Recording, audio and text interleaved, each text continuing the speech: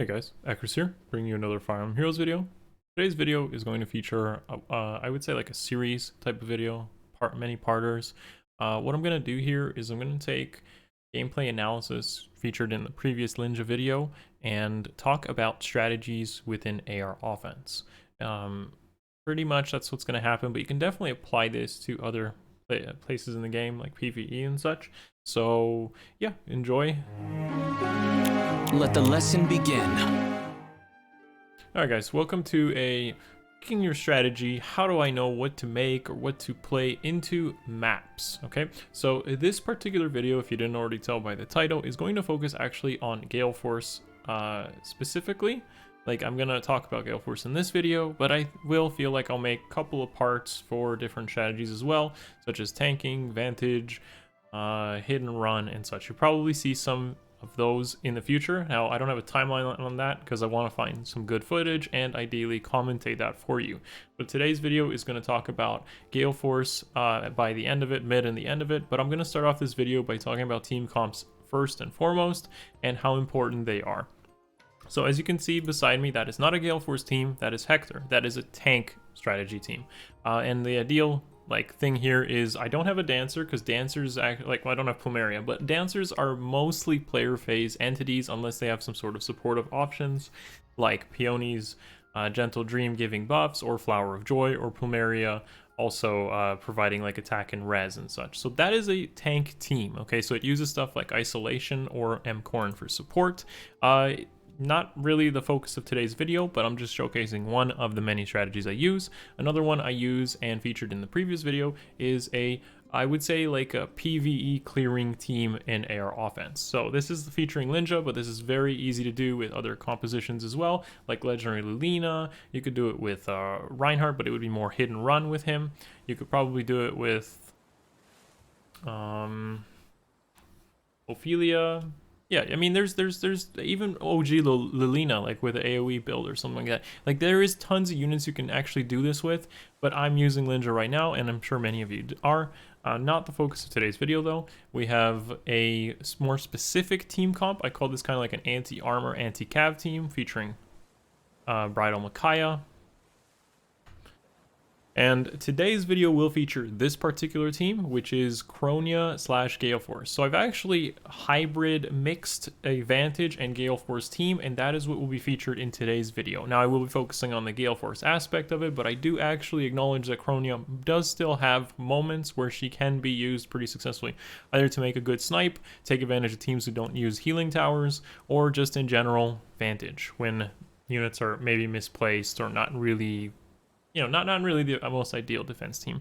And finally, the secondary, my wildcard team, because of win season here, I have Legendary Elwood with Hector to give him potentially bonus doubler from afar. So what I'm trying to recommend here is acknowledging that your offense team's proper preparation with different strategies is really good. And whatever your best strategy is, so let's say you really win a lot with, let's say, a tanking team, make like 2 or 3 variations, maybe one with a dancer strategy, maybe one with an Isolation Bridal Fjorm strategy, maybe a different support partner like Flame versus Lancina or Korn. So like that's a good way of looking at it. But you can definitely do that with any strategy. Like you can have different Galeforce teams, you can have different hit and run teams, whatever you enjoy playing with is essentially what you should try to do using those 5 team comps.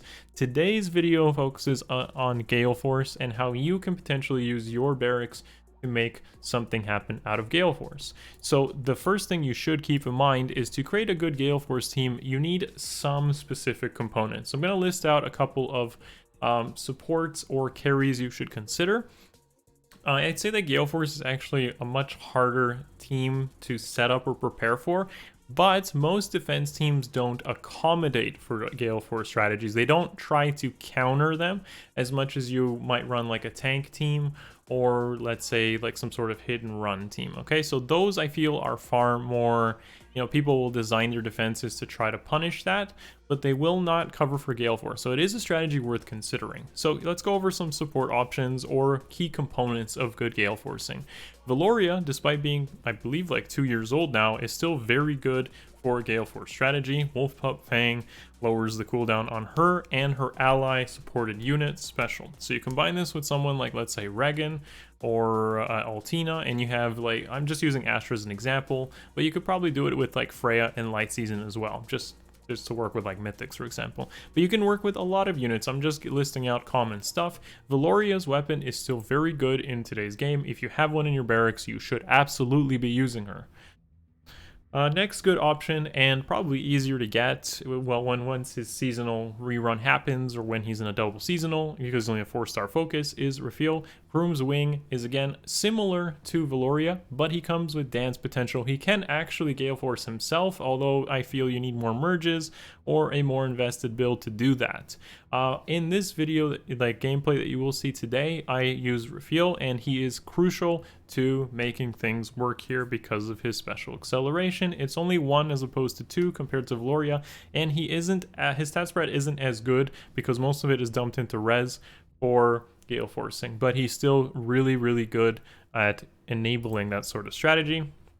Next up is Navarre. So Navarre is an old GHB unit, a very good carry potential unit for Galeforcing. A lack of reach, meaning he's a 2 melee unit, means you kind of want to set him up with potentially another unit where he can jump in with Wings of Mercy. Stuff like Ninja Force or Air Force, taking chip damage, or maybe a lightning trap where he can jump in, you know, kill a unit and set up his own Galeforce and potentially win off of that is huge. Now this is pretty budget. You pretty much only use like Ivy Fruits or whatever to maybe bring them to plus attack. You don't even have to do that, but there's a lot of variations you can do with these builds. Don't like take everything you see here at face value. Work with what you have and just consider your barracks if you're thinking of this strategy in general. And finally, another setup unit here, not finally, there's actually one more, is I talked about Air Force, and it's basically using Lifiaberg with Fury to create a lot of chip damage on her. You kill 2 units or attack into 2 units, you bring her below half, and combine this with like Navarre or Velouria, and you have units jumping in and sweeping. Okay, this is one of the best setups for Galeforce, especially combined with Navarre. But finally, combined with a build it your own Curtains unit. Now, Curtains was distributed free on an ephemera. If you haven't used that yet, think of your favorite Lance Cavalry unit or a Lance unit in general. Azura, for example, OG Azura or Resplendent Azura with Curtains Galeforce is great. Okay, I've actually talked about Curtains Petrine for quite a bit and many other different videos. I just want to mention her again, but honestly, it's just do it yourself Curtains unit. If you haven't built your own Curtains Galeforce unit, definitely do that. Now, the thing that appeals to me with Petrine or even Oscar or whatever Lance Cav you use is the 3 movement. So if an enemy team doesn't put traps, because traps are the biggest deterrence to Galeforce strategies. If they don't, then you want to like make a melee cav and go in and basically set up your own Galeforce that way. Combining Petrine with like Velouria is great, or Rafiel. These are all great combinations. You don't have to use Curtains. You can actually make it work with Slaying Lance, with, you know, the ones I just mentioned, for example. So it's really mixing and matching special acceleration, Galeforce, setup, and carry. These are things you got to consider when doing Galeforce. Okay, guys? So I'm going to jump into some gameplay analysis of a really good Galeforce example that I did recently. So enjoy the commentary. Alright guys, so as you can see here, I've actually listed all my builds on the far left there this time, so you can follow along better, especially if you haven't, this was all recorded on Twitch, but if you haven't followed along with it, the builds are showcased on the left here. This is the Cronia Force Galeforce composition. Rafiel is ally supported with Altina here for a 4-charge Galeforce. That is imperative to good Galeforcing. When you start off and you're picking a team strategy comp, now you could potentially use like an end-turn, like vector composition here, but not everyone has that option. And it's a matter of looking at the enemy team. In this case, I see that the traps are forward. They're not protecting the front line. The front line itself is fairly squishy, like they're easier units to snipe off. For example, Duma is a dragon. You use Naga with Divine Fang. Or, you know, you look at Lysithea and Don Suzu Makaya. They're very easy units to kill from frontline, and they don't carry any sort of guard or stance 3 effects, which means, okay, if I just get my units in there, do some gale forcing, that is how I'm going to do that. So this is a good example of a team that you can potentially gale force in, and because your danger area, your reach, is not being deterred by some sort of frontline range cav, you can get in there and you can set up your gale force using just smite or repositions and such. So I'm going to let this play, of course, at 2 times, and you'll see exactly what I was thinking, how I was going about this. Essentially, the first few turns are thinking about the mathematics and positioning of my units, who I'm going to use where to jump in. So when I was initially looking at this team, I said, okay, I can use Gale Force here. There's no traps protecting the units. There's no guard effects. What I need to do is I need to get Altina in there and proc Gale Force off of,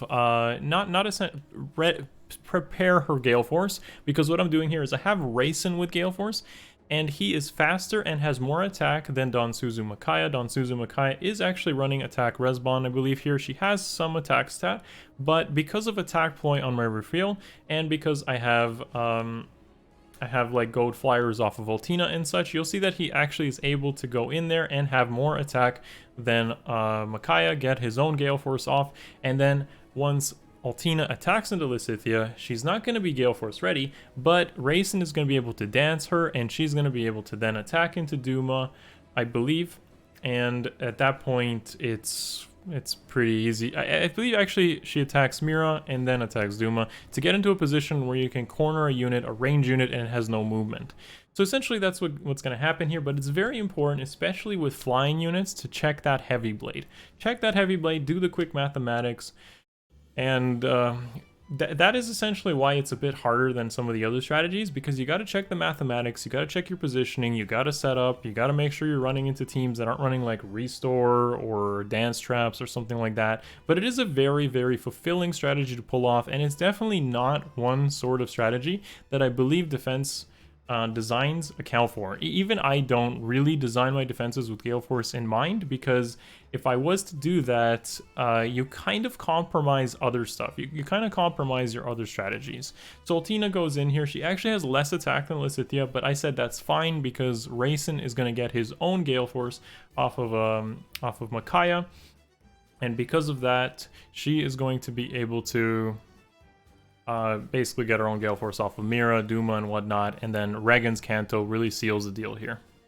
So, I mean, I really enjoy pulling off this strategy, but it's not that common because the biggest deterrence here is Gale Force. Like, sorry, the biggest deterrence to Gale Force is traps. Like, that is what hurts a lot. When you see frontline units with, like, those traps on those, protecting those units, and if that team has like some sort of danger area threat, so take cav lines or restore traps or just dance traps or whatever, they really deny you a lot of space, so it's harder to like reposition, or it's harder to smite in and clean sweep the team. But yeah, that's about it, folks. I hope you enjoy. I'm gonna let this gameplay play out. If you have any particular like questions or such, or how to execute this, or what to use in your barracks, feel free to join the discussions on Twitch and Discord. I always am able to, you know, in a live manner, help people figure this sort of stuff out, and it really helps a lot to have these like this diversification of strategy, because as people see like a meta unit, they see a meta unit like, let's say, Vector or Bike, they're going to design their defenses to cover that, but you're not going to really expect someone doing this into your team, and then because they did that, there's not really anything that most players will really do. They might move their traps into melee range, but that's not going to be, you know, that's not always going to help, because then you might leave yourself open to more like a range PvE unit like Legendary Lilina, or something from coming in and cleaning up your team with a couple of dancers, or Ophelia, which was the more traditional or a couple years back kind of approach to this sort of thing. So yeah, guys, if you enjoyed this video, as always, please let me know in the comments below. It really does help. Every comment, I try to see all of them and reply to as many as I can, because I'd love to read and communicate with you guys. That's about it for me, folks. Give the video a thumbs up, subscribe to the channel, and I have taken your feedback to improve everything I can here, guys. I'm going to continue doing this as long as you guys continue enjoying and watching this. Much love. Peace.